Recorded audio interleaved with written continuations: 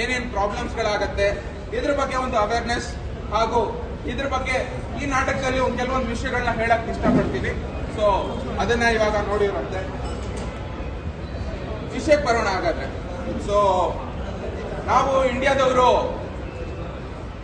ಮಾರ್ಸ್ಗೆ satellite ಕಳಿಸಿದ್ದಾಯ್ತು, ಚಂದ್ರಲೋಕಕ್ಕೆ ಹೋಗಿ ಆಯು ಅಂತ ಹೇಳಿ ಬಂದಿದ್ದು ಆಯ್ತು.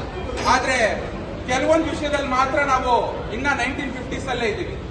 21ನೇ ಶತಮಾನ ಆಗಿದ್ರು ಇನ್ನ ನಾವು 1950s ಅಲ್ಲಿ ಕೆಲವೊಂದು ವಿಷಯದಲ್ಲಿ ಏನಕ್ಕೆ ಹೀಗಿದ್ದೀವಿ ಅನ್ನೋದ್ರ ಬಗ್ಗೆ ತಿಳ್ಕೊಳ್ಳೋಣ. ಅದು ಏನ್ ಗೊತ್ತಾ? ನಿಮಗ್ ಗೊತ್ತಾ? ನಿಮಗೆ ಗೊತ್ತಿಲ್ವಾ? ಬನ್ನಿ ಹಾಗಾದ್ರೆ ನಮ್ ನಾಟಕನ ನೋಡಿರೋದು.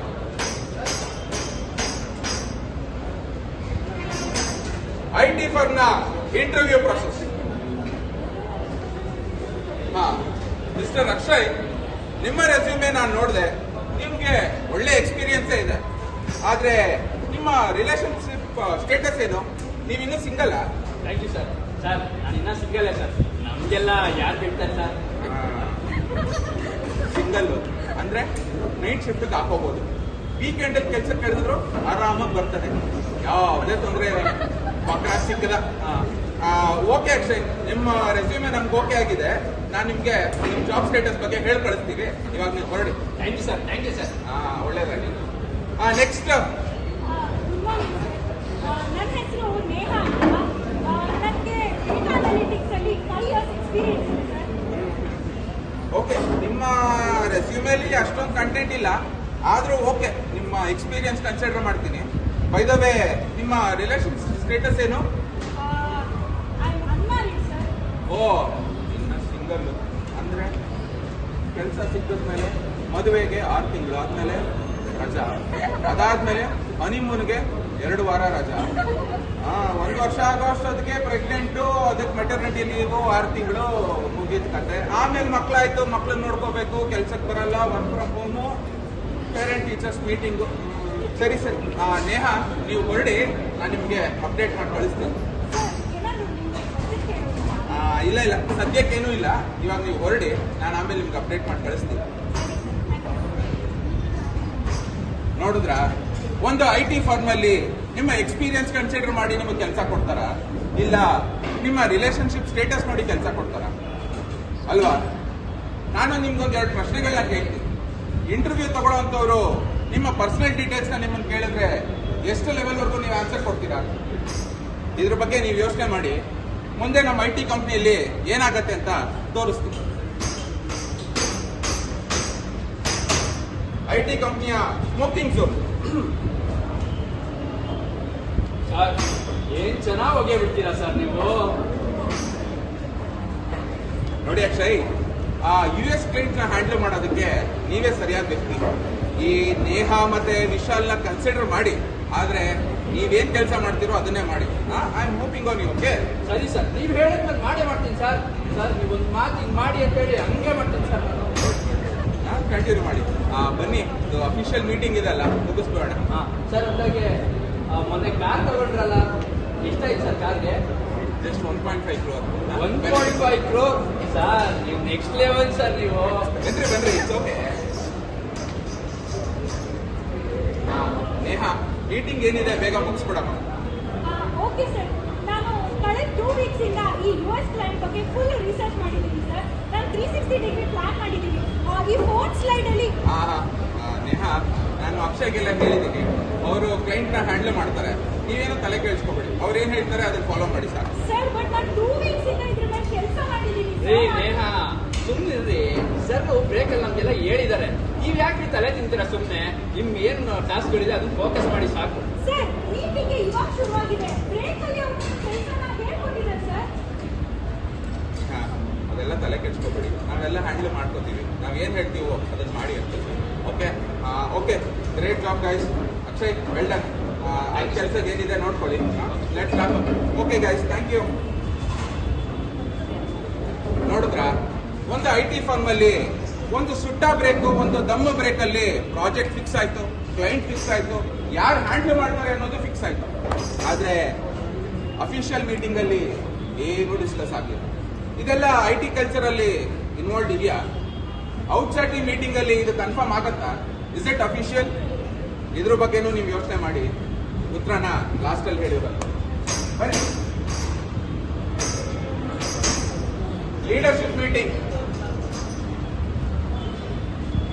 ಹಾ ನೋಡಿ, ಈ ಕೆಲ್ಸಗಳು ತುಂಬಾ ಪೆಂಡಿಂಗ್ ಇದೆ. I need this to be very done quickly. ನನಗೆ ಇವತ್ತರೊಳಗೆ ಕೆಲಸ ಮುಗಿಸ್ಬೇಕು. ಅರ್ಥ ಆಯ್ತಾ?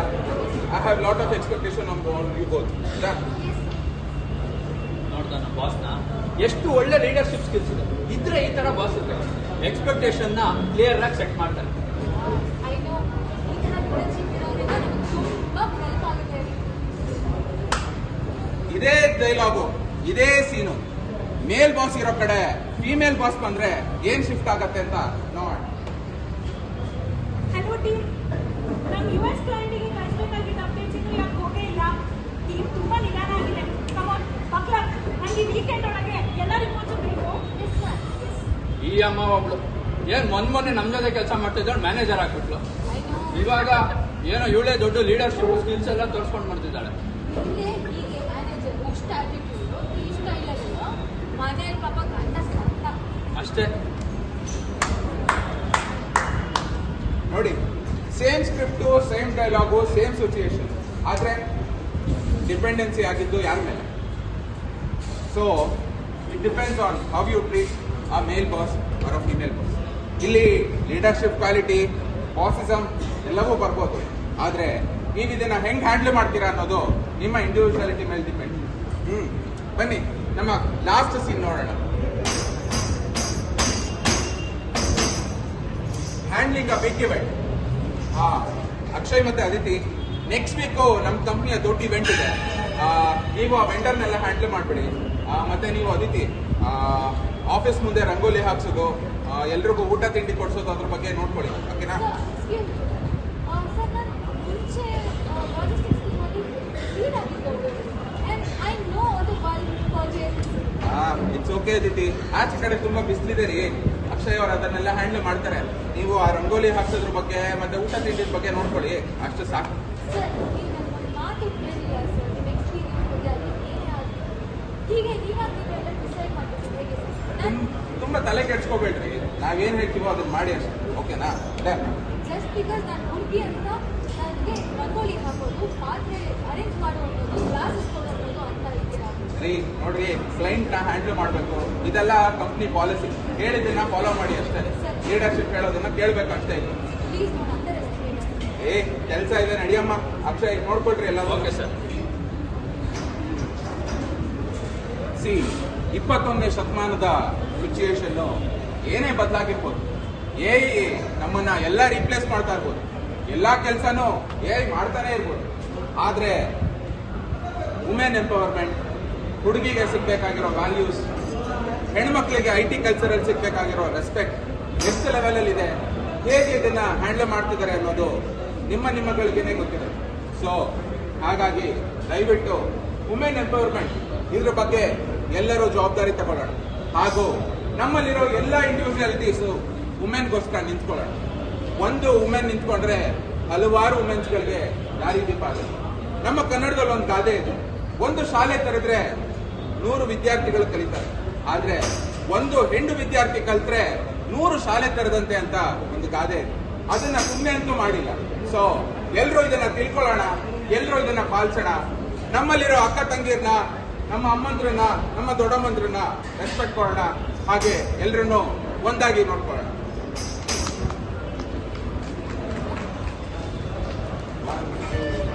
ಓ ಶರಣು ರೇಣವಿ ಸ್ವಾಮಿ ನಾವು ನಿಮಗ, ಸ್ವಾಮಿ ನಾವು ನಿಮಗ, ಸದ್ದು ಗದ್ದಾಲ, ಸದ್ದು ಗದ್ದಾಲ.